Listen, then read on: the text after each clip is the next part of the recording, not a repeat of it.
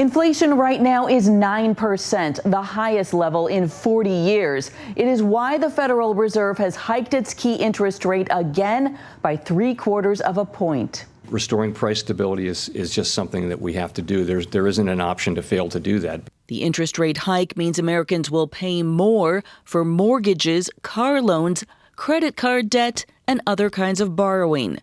The Fed hopes that in response, consumers will spend less and tamp down inflation. Well, for the average American, if it has an impact on bringing down the rate of inflation, that'll be positive, because right now Americans are spending a lot more of their disposable income on energy, food, rent. Cooling off inflation would strengthen the economy and ease fears, which Powell sought to address on Wednesday as he repeatedly denied that the U.S. is in a recession. I do not think the U.S. is currently in a recession.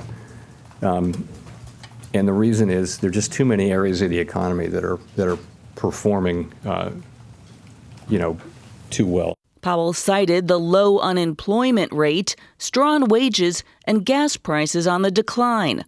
Also the kind of talking points the White House is asserting with midterm elections in mind. The reduction in gas prices that you've seen over the last couple of weeks is providing some measure of breathing room. Not enough, but some measure of breathing room. Wednesday's move marks the Fed's fourth rate hike this year, and it came amid signs of an already slowing economy. One sign, Walmart cut its profit outlook, saying customers are spending less. Today, the administration is claiming a win for its economic agenda after Senator Joe Manchin agreed to a deal that includes new spending on energy and climate change, as well as plans to cut prescription drug prices and health care costs.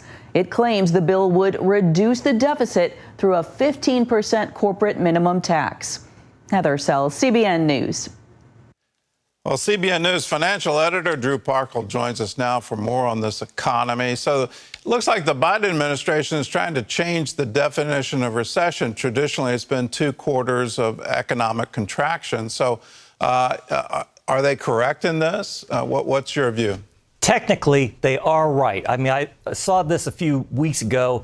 The National Bureau of Economic Research, they're the ones who declare, Gordon, what a recession is, and they don't say that. However, the flip side of that is when you have 2/4 of negative growth, you've basically always had a recession. There's only one minor exception. So, and you can't have a recession without 2/4, but they knew, the White House knew this was coming. That's why they flooded the zones. They were talking to reporters saying, now remember, things look good. Well, things don't look as good as they say they do, because everybody acknowledges that the economy is slowing down. We have a, quote, stagnant economy, which brings us to something that you and I have talked about, Gordon, which is stagflation.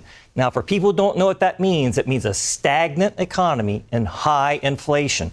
So, and let me tell you who does believe we're in a recession. In our next graphic, let me show you who believes it, and that's the public.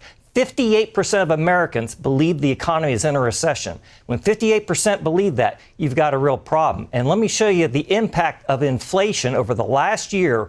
Real wages, in other words, people's income, are down 3.6%.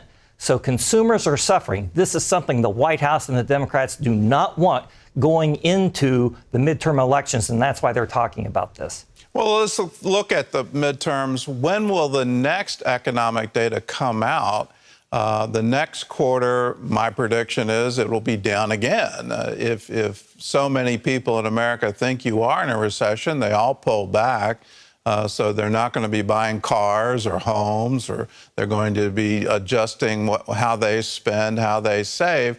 So when do the next set of numbers come out? So we'll get another report in about 3 months on the next quarter. OK, so there'll be another report on the third quarter, which could be worse than what we're in now. And that could make, we don't really know, but the consensus among the people I've heard talking about this is the economy is definitely slowing down. Some people think a former Trump official who has held various high positions, he thinks the third and fourth quarters could be pretty bad. So you could have inflation still high. It could turn down somewhat, but inflation still high and a weakening economy going into the midterms. Okay, and that report end of October, right? Yeah. It'd be in that time frame, just in time for the midterm. Yeah.